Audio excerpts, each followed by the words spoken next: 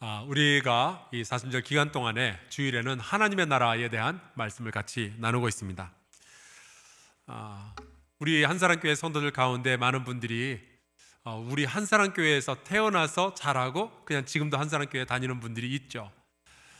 근데 많은 분들은 또 다른 교회 다니시다가 우리 한사랑교회로 오신 분들이 계십니다. 그렇다면 여러분은 한사랑교회 오시기 전에 다니시던 그 교회에 어떤 추억이 있으신가요? 아마 많이들 있으실 거예요. 저는 한사랑교회에 10년 전에 부임해서 오기 전에 오클라호마의 챈들러라는 도시에 있는 미국인 교회를 담임을 했었고요. 거기에 참 많은 추억이 있습니다. 제가 갔을 때 그 교회 116년의 역사 중에 최초의 유색인종 목사였어요. 제가 53번째 목사였으니까 그 교회 목사의 평균 재임 기간이 2년밖에 안 되죠. 그런데 제가 그 교회에서 이제 8년을 목회를 했습니다. 최장수 목사였고 제 후임으로 오셨던 목사님이 그 기록을 깨는가 싶었더니 7년 만에 또 다른 데로 부임을 해서 가셨어요. 그래서 제가 아직도 그 기록을 소유하고 있습니다. 저는 제가 그 미국인 성도들 앞에서 첫 설교를 하던 그 장면을 지금도 또렷하게 기억하고 있습니다. 한 130명 정도의 성도들이 앉아 계셨고 도합 260개의 파란 눈, 초록 눈, 회색 눈, 갈색 눈, 그런 눈들이 저를 동시에 쳐다보고 있는데 눈은 총천연색인데 제 머릿속은 하얘지더라고요. 생각이 안 나는 거예요. 하지만 설교를 시작하면서 제가 깨달은 것이 있었습니다. 그분들의 주님과 제 주님이 같은 분이더라고요. 얼마나 은혜가 되든지요. 그분들이 읽고 있는 성경이 제가 읽는 성경과 같더라고요. 참 은혜가 되었습니다. 그리고 그곳으로 저를 인도하신 분이 주님이더라고요. 사도 바울은 전도 여행을 하면서 수많은 도시를 다니며 많은 교회를 세웠던 분입니다. 그리고 아마도 각각의 교회의 스토리들과 추억을 가지고 있었을 거예요. 그 중에서 특별히 빌립보 교회를 추억하면서 썼던 편지가 빌립보서인데 그 가운데 빌립보서 1장 6절에 이런 기록을 해놨습니다. 너희 안에서 착한 일을 시작하신 이가 그리스도 예수의 날까지 이루실 줄을 우리는 확신하노라. 하나님의 나라는요, 하나님이 다스리시죠. 주권이 하나님께 있습니다. 그런데 하나님의 나라가 세워질 때 그 주도권도 역시 하나님께 있음을 믿습니다. 하나님이 시작하시고요, 하나님이 완성시키신다. 이 고백을 사도 바울이 가지고 있었던 거예요. 왜냐하면 하나님의 나라는 우리가 꿈꾸는 나라이기 이전에 하나님께서 꿈꾸시는 나라입니다. 하나님이 우리의 인생이나 우리의 가정에 하나님의 나라를 시작하셨다면 그분은 그 완성의 순간까지 우리를 지켜주시고 보호하시고 인도하여 주실 줄로 믿습니다. 빌립보는 지금의 그 그리스의 북쪽에 있는 자그마한 도시입니다. 우리가 잘 아는 그 알렉산더 대왕의 그 아버지가 필립 2세라는 분인데 이분이 이 도시를 정복하면서 자기 이름을 땄어요. 그래서 자기 이름 필립이니까 빌립보라고 이름을 지은 거죠.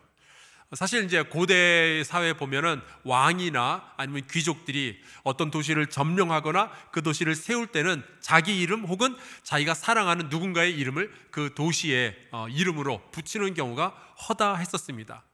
예를 들면은 안디옥, 이거는 안티오커스라는 사람이 자기 이름 붙인 거고요. 그 다음에 가이사랴는 로마의 황제 가이사의 이름을 붙인 거죠. 그렇다면은 우리가 합리적인 의심을 한번 해볼 필요가 있습니다. 성수동에 있는 성수동 그 동네가 왜 성수동인지 우리가 한번 생각해 볼 필요가 있지 않겠어요? 죄송합니다. 빌립보에는 은퇴한 군인들이 참 많이 살고 있었습니다. 이 도시는 작은 로마라는 그런 별명도 가지고 있었고요. 시민들이 나는 로마 시민이다 이런 생각이 컸고 또 은퇴한 군인들이기 때문에 세금 혜택도 많이 있었고요. 저희 교회 성지팀이 이 빌립보에 2번을 다녀왔습니다. 지금 보시는 사진은 그 빌립보에 있는 야외 극장이에요.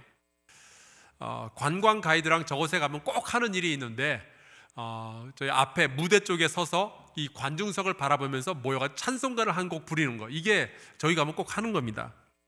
그러면 굉장히 신기한 것이 저기에 마이크가 설치가 되어 있지도 않은데 극장 어디에 앉아 있든지 사람의 말소리가 그렇게 또렷하게 들린다는 거예요. 더 신기한 거는 심지어 이제 노래를 부르는 사람의 입장에서 볼 때도 자기 목소리가 너무 명확하게 들려요. 그래서 어떻게 2000년 전에 이런 건축물을 만들 수가 있었을까, 아주 신기하기도 합니다. 원래 사도 바울은요, 이 빌립보라는 도시에 갈 생각이 없었어요. 바울이 정말로 가고 싶었던 곳은 아시아 지역, 지금의 이제 터키 지역입니다. 근데 성령께서 그 전도의 문을 자꾸만 닫으시는 거예요. 그래서 바울이 비두니아 쪽으로 가려고 했는데 그때도 예수의 영이 허락지를 않으십니다. 바울은 열심히 뭔가 해보려고 그러는데 잘 안 되는 거예요. 바울이 마음이 얼마나 급했겠어요. 그래서 무시아라는 지역을 지나서 이제 드로아까지 갔는데 거기서 밤에 환상을 하나 보게 됩니다. 마게도냐 사람이 서서 와서 우리를 도우라, 와서 우리를 도우라, 그런 이야기를 하는 거예요. 그래서 이제 그 마게도냐 사람이 이쪽으로 들어와, 이쪽으로 들어와. 그래서 그 도시 이름이 드로아가 됐다라는 근거 없는 이야기도 있습니다. 그냥 뭐 외우시기 편하니까 그렇게 생각하시면 좋을 것 같고요. 그래서 바울이 하나님의 뜻이 여기에 있는가 보다. 그래서 빌립보, 유럽으로, 아시아가 아닌 유럽 지역으로 건너가게 되는 겁니다. 여러분, 우리 인생이 그렇지 않아요? 때로는 모든 상황이 내가 이걸 하는 것이 맞다라고 생각을 하게 되고요. 무슨 일을 해야 될지 논리적으로 정말 분명한데도 우리의 갈 길이 닫혀버리는 경우들이 있어요. 물건이 팔려야 될 것 같은데 안 팔리고, 몸이 건강해야 될 것 같은데 건강하지가 않고, 투자했던 사업이 잘 될 것 같은데 갑자기 망하고, 요즘 그 코로나19 때문에 새로 사업을 시작했다가 힘들어진 분들이 얼마나 많이 있는지 몰라요. 바로 요 앞에 꽃집, 떡집, 그리고 도너스 가게, 그 다음에 저쪽에 새로 또 가게, 그 컵밥집이 하나 오픈했는데 다들 힘들어하고 있어요. 이렇게 될 줄 누가 알았겠어요? 이런 경우에 믿음이 없는 사람들은 왜 이렇게 재수가 없냐 그러면서 분노할지도 몰라요. 하지만 믿음이 있는 저와 여러분요, 이러한 상황이 닥쳐온다면 하나님께서 나의 인생의 방향을 바꾸시려는가 보다, 그렇게 생각을 해야 됩니다. 사실 올해 그 부활절이 지나고 나면은 이스라엘 성지순례를 가려고 작년 말에 우리 교회에서 광고도 하고요, 사람들 막 모집하고 그랬잖아요. 근데 몇 주 동안을 모집을 했는데 사람 수가 부족한 거예요. 이게 사람 수가 부족하면은 돈을 굉장히 많이 내야 됩니다. 그래서 우리가 한 주간 기도하면서 조금 더 모아보자. 그래서 일주일이 지났는데 인원수가 채워지는 게 아니라 오히려 한두 명이 몸이 아프다 그러면서 더 빠져나가는 거예요. 그래서 왜 이렇게 안 될까? 주님이 성지순례의 길을 막으시나? 그러면서 결국 올해는 안 가는 것으로 결정을 내리고 다 취소를 했어요. 근데 이 일이 벌어진 거예요. 참 사람이 이렇게 마음으로 어떤 계획을 정해도요, 하나님께서 막으시면은 안 되는 거는 안 되는 겁니다. 여러분, 우리 인생의 주도권은 나에게 있지 않고 우리 아버지 하나님께 있음을 믿습니다. 그러니까 여러분, 우리 아이가 왜 이렇게 시험을 몇 번을 봤는데도 원하는 학교에 왜 못 갈까? 왜 우리 아이가 뭐가 못나서 취업이 안 될까? 왜 우리 아이가 결혼을 못 할까? 왜 내 사업이 이렇게 자꾸만 꼬일까?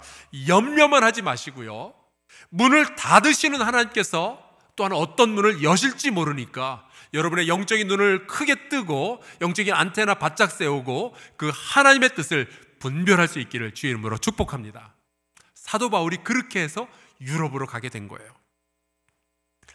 근데 막상 이제 사도 바울이 빌립보라는 도시에 오기는 왔는데 계획이 없었거든요. 그래서 어디를 가야 되는지, 누구를 만나야 되는지 아무것도 모르는 거예요.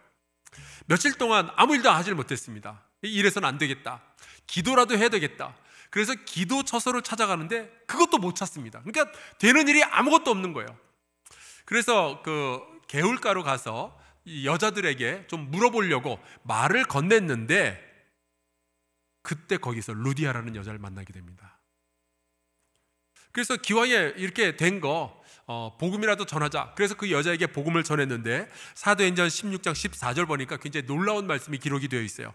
주께서 그 마음을 열어 바울의 말을 청종하게 하신지라. 여러분, 바울이 설교를 너무 잘해서 그 여자가 청종한 게 아니었어요.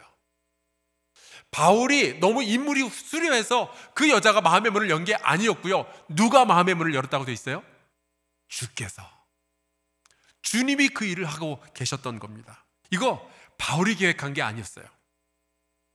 여러분, 이 일이 우연이겠어요?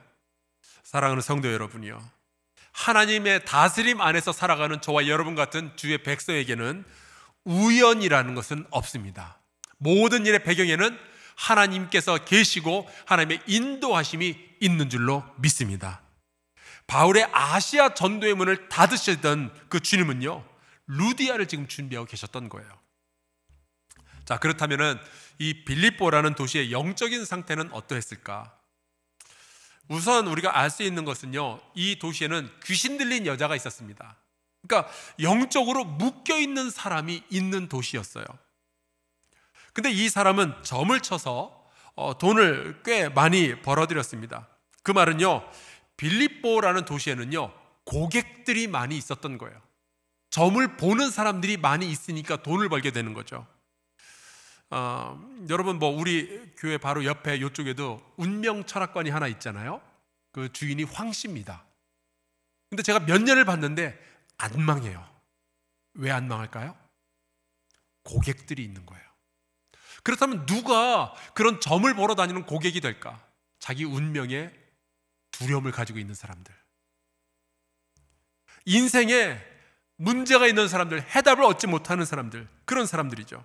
그걸 귀신이 알고 있으니까 이 여자를 통해서 빌립보에 있는 많은 사람들을 그렇게 미혹하고 있었던 거예요. 그리고 이 귀신 들린 여종에게는요, 주인이 있었는데 성경에 보니까 주인이 하나가 아니에요. 주인들이 있었다라고 되어 있습니다. 그 말은 이 여종의 참담한 상황을 통해서 돈을 벌어들이고 있는 수많은 사람들이 있었다는 거예요. 긍휼히 여기는 마음이 없이 탐욕스러운 사람들,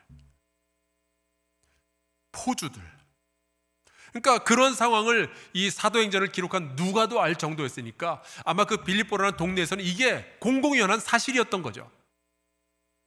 그러니까 이 빌립보라는 도시는 영적으로 묶여있는 도시, 타락한 도시고요, 인생에 대한 두려움을 가진 사람들이 살아가는 도시였고요, 다른 사람의 고통을 통해서 돈을 벌어들이는 구조적이고 시스템적인 문제가, 타락이 있었던 도시였던 거예요.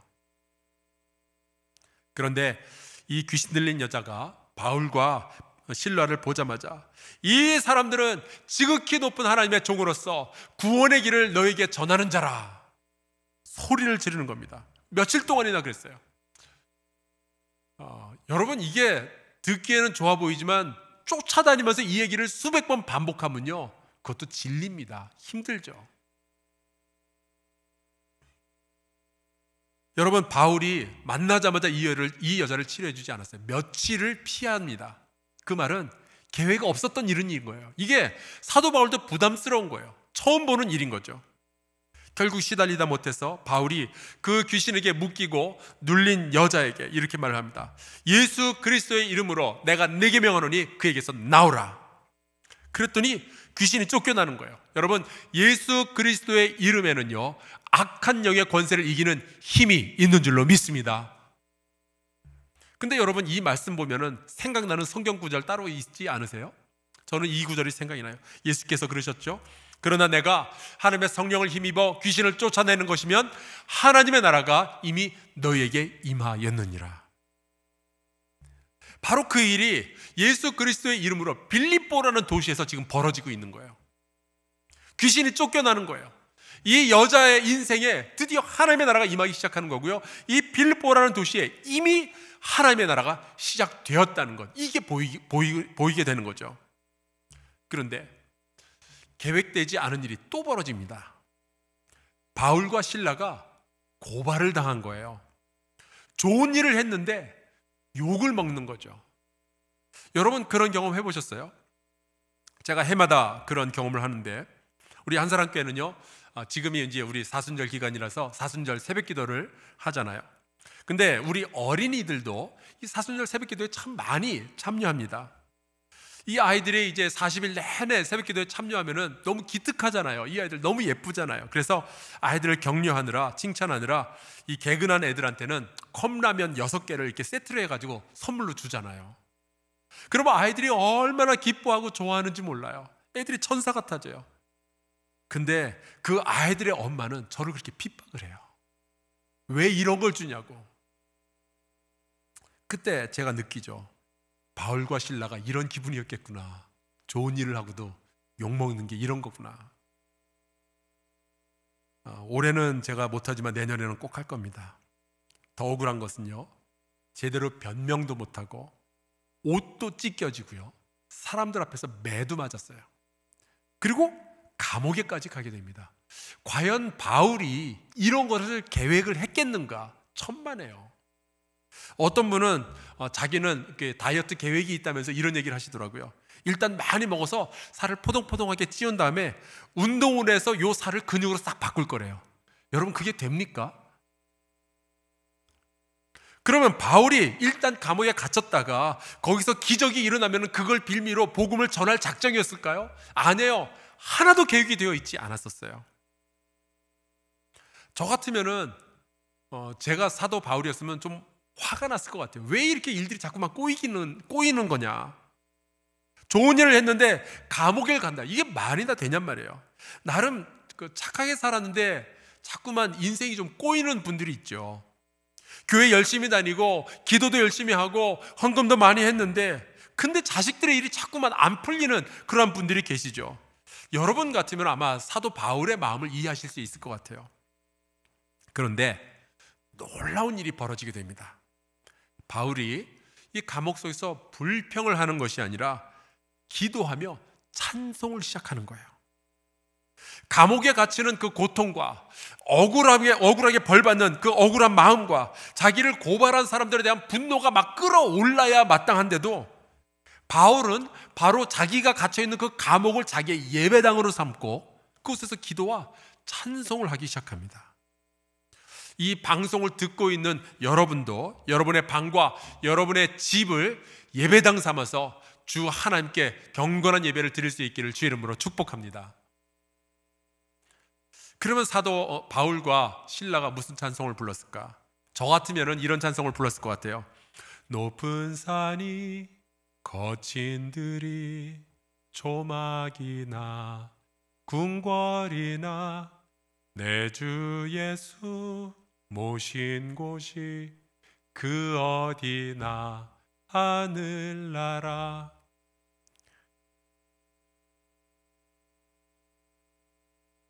그렇게 기도와 찬송을 하는데 그 시간이 언제였는지가 또 중요합니다. 성경에 보니까 한밤중에 라고 되어 있어요. 여러분 가운데 아파트 사시는 분들 계시죠? 한밤중에 찬송가 크게 불러보셨어요? 한밤중에 기도해 보셨어요? 아마 위층이나 아래층에서 경찰에 신고할 겁니다. 근데 이 한밤중에 바울과 실라가 감옥 안에서 기도하고 찬송을 부르는데 죄수들이 가만히 있겠어요? 잠 좀 자다 그러지 않겠어요? 시끄럽다 그러지 않겠어요? 근데 성경 말씀에 보니까 죄수들이 듣더라라고 되어 있습니다. 제가 보기에는 지진이 일어나고 감옥 문이 열리는 것보다 이게 더 큰 기적 같아요. 여러분의 감옥 문은요, 물리력으로 열 수 있어요. 사람의 마음의 문을 여는 것, 이거는 하나님 아니고서는 이루어지지 않는 일이잖아요. 근데 이 감옥 속에서 지금 그 일이 벌어지고 있는 거예요. 하나님의 나라가 지금 시작되고 있는 거죠. 그 감옥 속에서 예배를 드리는데 갑자기 큰 지진이 나고, 우리가 잘 아는 이야기죠. 감옥 문이 열리고 사람의 매였던 것들이 다 벗어지게 됩니다. 근데 그걸 보고 감옥의 간수가 깜짝 놀라서 죄수들이 다 도망한 줄 생각하고 자결하려고 하죠. 칼을 꺼내서 자결하려고 합니다. 저는 이것도 좀 의아해요. 그렇다고 자결을 왜 하냐? 그때 바울과 실라가 말하죠. 우리가 다 여기 있노라. 네 몸을 상하지 마라. 여러분, 바울이 좀 미친 것 같지 않아요? 억울하게 잡혔죠. 밤도 깊었죠. 감옥문 열렸죠. 메인 거 다 풀렸죠. 사람들 놀라고 있죠. 그럼 도망가야지. 왜 거기 그냥 앉아 있냐고요. 그럼 바울은요, 빌립보로 자기가 오는 과정과 빌립보에서 일어났던 모든 그 일들을 보면서 깨달은 게 있었던 거예요. 하나님의 나라를 이 도시에 세우는 주도권은 내가 아니라 하나님께서 가지고 계신다는 것, 그걸 알게 되었던 거예요. 주의 말씀을 전하는 것은 내가 아니라 성령께서 주관하고 계신다는 것을 사도 바울이 깨달았던 겁니다. 열려고 하면은 닫히고, 닫힌 줄 알았는데 열리고, 모든 것은 하나님께서 계획하시고 연출하고 계신다는 것을 깨닫고 나니까 굳이 감옥문이 열렸다고 도망쳐야 할 이유도 없는 거예요. 그런 바울을 보고 간수가 찾아가서 물어봅니다. 무릎을 꿇고 두려워하며, 선생들이여, 내가 어찌하여야 구원을 얻으리이까? 저는 이 말씀 보면서 이 간수도 약간 맛이 간 것 같다는 생각이 들어요. 왜냐하면 여러분이 만약에 간수라면은 그 바울을 보고 뭐부터 물어봐야 돼요? 너 왜 여기 앉아 있냐고, 왜 이런 것이 어떻게 풀어졌냐고, 그런 거 물어봐야 되잖아요.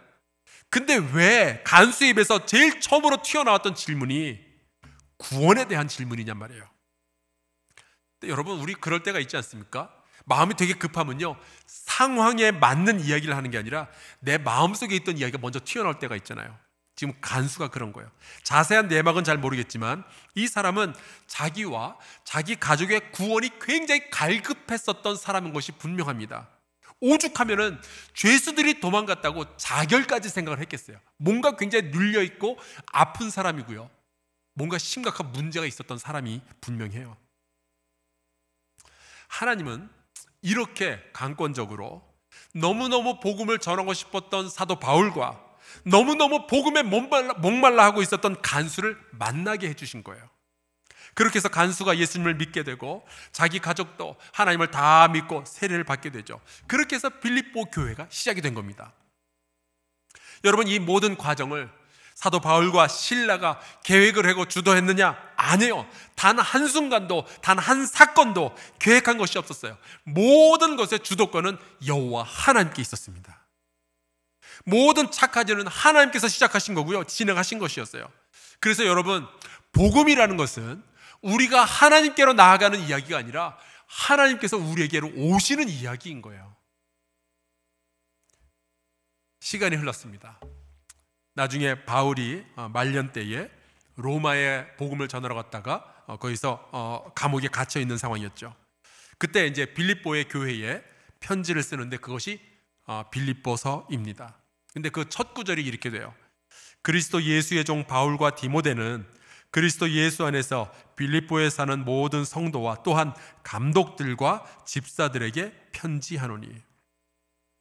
루디아와 간수의 가족으로부터 시작되었던 빌립보의 교회가 어느덧 감독들, 집사들이 있는 아주 큰 규모의 하나님의 나라로 변모해 있었던 거예요. 귀신 들린 사람이 있었고, 미신을 쫓아다니는 사람들이 있었고, 탐욕이 판치는 그 도시에 하나님의 나라가 이루어진 거죠. 여러분은 혹시 처음에 어떻게 복음을 듣게 되었는지 기억하고 계십니까? 많은 분들은 아마 부모로부터 그냥 신앙을 물려받았을 거예요. 어떤 분들은 그냥 전도를 받아서 그럴 수도 있고요, 아니면 너무 힘드니까 교회라도 나가봐야 되겠다 생각해서 오신 분들도 있을 거예요. 여러분은 어떻게 우리 한사람교회 나오기 시작하셨어요? 누가 전도했어요? 그럴 수 있죠. 목사님의 설교를 들어보니까 너무 좋아서 감사합니다. 아니면 여러분이 스스로 왔다? 그렇게 생각할 수도 있어요. 하지만 여러분, 이 모든 일은 하나님께서 여러분 안에서 먼저 시작하셨다는 그 사실을 꼭 믿을 수 있기를 바랍니다. 하나님이 여러분의 인생의 주도권을 가지고 계시는 거예요. 하나님의 나라는 우리 인생의 주도권을 하나님께 드릴 때 시작이 되는 겁니다. 자, 그렇다면 그 아름다운 일을 시작하신 그분은 지금 우리에게 어떤 일을 하시게 될까요? 다시 한번 이 말씀을 보겠습니다. 너희 안에서 착한 일을 시작하신 이가 그리스도 예수의 날까지 그 착한 일을 이루실 줄을 우리는 확신하노라. 사도 바울이 자기의 모든 신앙과 자기의 모든 신앙의 체험과 경험을 가지고 빌립보의 성도들에게 해주고 싶었던 이야기가 바로 이거예요. 빌립보로 갈 생각이 하나도 없었던 나를 빌립보로 보내주시고, 마음의 문을 열 생각이 없었던 루디아를 만나게 하시고 그가 복음을 받아들이게 하여 주시고, 간수의 가정에 복음을 주신 그 하나님이 시작만 하시는 것이 아니라 이제 엄청난 무엇인가를 하실 거고 그 일을 완성하실 것이다. 이 이야기를 빌립보의 성도들에게 전해주고 싶은 거예요. 여러분, 하나님은요, 일을 하다가 포기하시는 분이 아닙니다. 하나님은 능력이 없어서 나를 이제 그만할래 말씀하시는 분이 아니셔요. 멋지게 시작을 했는데 귀찮아서 그만두시는 분이 아닙니다. 잘 좀 해보려고 했는데 우리가 자꾸만 실수하고 넘어지고 죄를 지으니까 에이 됐다, 너희랑 일 안 해, 그만두시는 분이 아닌 거예요. 하나님은요, 한번 시작하시는 일은 완성하시는 하나님이신 줄로 믿습니다. 그러니까 우리의 시작에 함께 하셨던 그 하나님은 우리의 마지막에도 우리와 함께 하실 줄로 믿습니다. 그렇다면 우리의 문제는요, 하나님께서 내 안에, 우리의 가정 안에 착한 일을 시작하셨는데 아직 완성까지 가지 않은 게 우리의 고민이고 우리의 신앙의 문제예요. 아직 미완성인 거예요. 그래서 우리는 실수하고 실패하고 좌절하고, 때로는 우리 눈 앞에 보이는 여러 가지 닫힌 문들 때문에 낙담할 때도 있어요.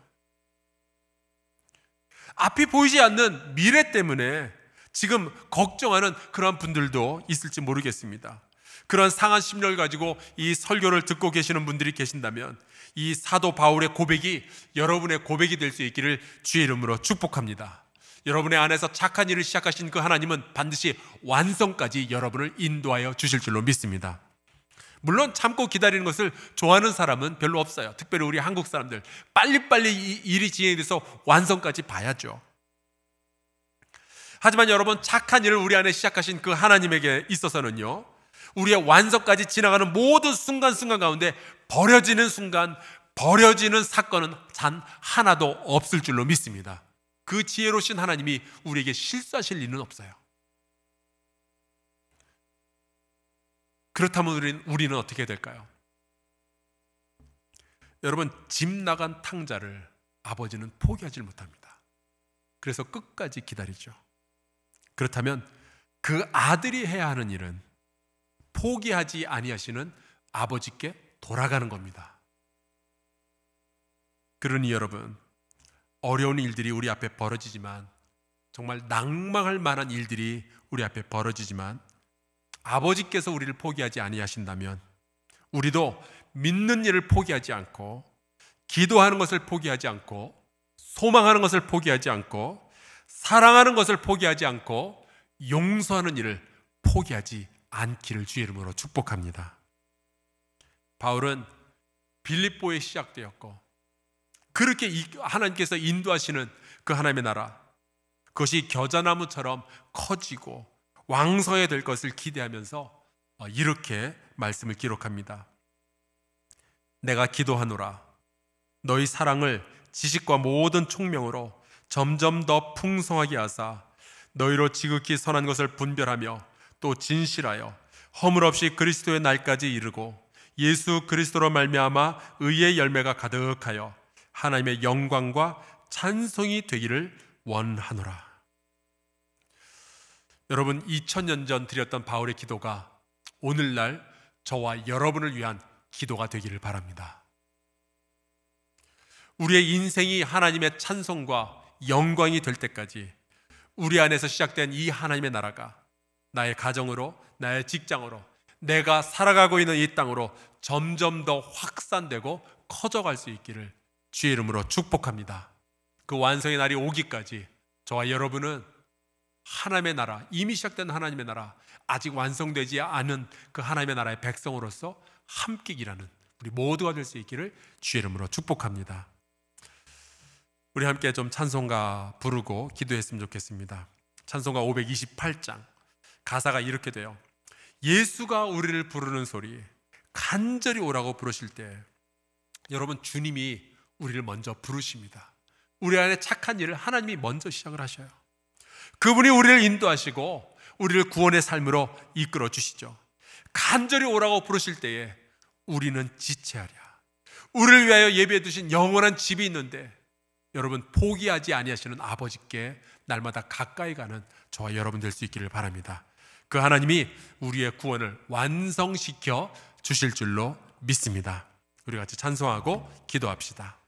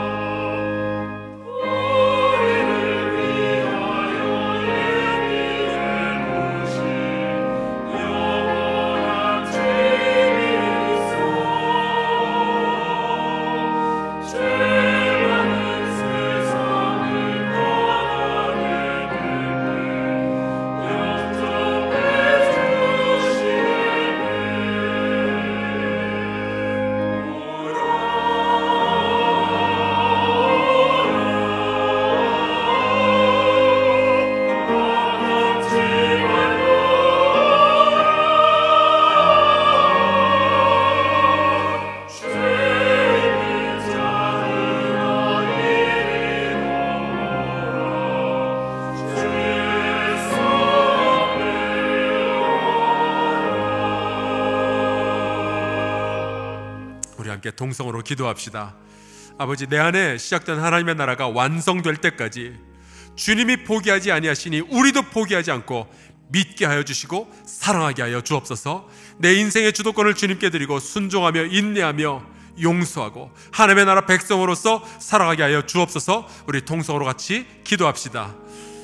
여호와 하나님, 주께서 우리 안에 착한 일들을 시작하셨는데, 내 가정 안에 아름다운 일들을 시작하셨는데, 주께서 반드시 우리를 이끄시고 인도하셔서 하나님 앞에 우리를 완성으로 이끄실 줄로 믿습니다. 우리 안에 작게 시작된 하나님의 나라가 풍성한 하나님의 나라가 될 줄로 믿습니다. 여호와 하나님 아버지, 그러니 주님께서 포기하시지 않는데 우리가 우리의 인생 내려놓지 않게 해주시고 하나님의 인도하심을 따라서 하루하루 하나님, 힘들고 어렵더라도 주님을 바라보며 살아갈 수 있도록 돌보아 주시옵소서. 그때 내 안에서 놀라운 하나님의 역사가 일어나며 하나님의 나라가 만들어질 것을 우리가 기대하게 하여 주시옵소서. 하나님께서 이 일들을 완성하시고 이루실 줄로 믿습니다. 그 하나님을 기대하고 그 하나님께 소망을 두고 하루하루 우리가 살아갈 수 있도록 주여 주께서 그렇게 역사하여 주시옵소서. 하나님 아버지, 2000년 전 바울이 기도했던 바로 그 기도가 오늘날 우리의 기도가 되게 하여 주시옵소서. 우리 안에 이미 시작된 하나님의 나라가 주님의 인도하심 따라 더 깊어지고 더 넓어지고 더 풍성하게 하여 주옵소서. 예수에게서 배웠던 우리의 사랑이 지식과 모든 총명으로 점점 더 풍성하게 하여 주옵소서. 무엇이 선이고 무엇이 악인지 경계가 분명치 않은 이 시대에 예수의 복음을 들은 우리가 지극히 선한 것이 무엇인지 분별할 능력을 허락하여 주옵소서. 거짓이 판치고 있는 이 세상에 진실함을 유지하며 허물없이 그리스도의 날까지 이르게 우리를 인도하여 주옵소서. 복음을 듣고 행하며 전하는 우리가 예수 그리스도로 말미암아 의의 열매가 가득하여 하나님의 영광과 찬송이 되게 하여 주옵소서. 예수 그리스도의 이름으로 기도하옵나이다. 아멘.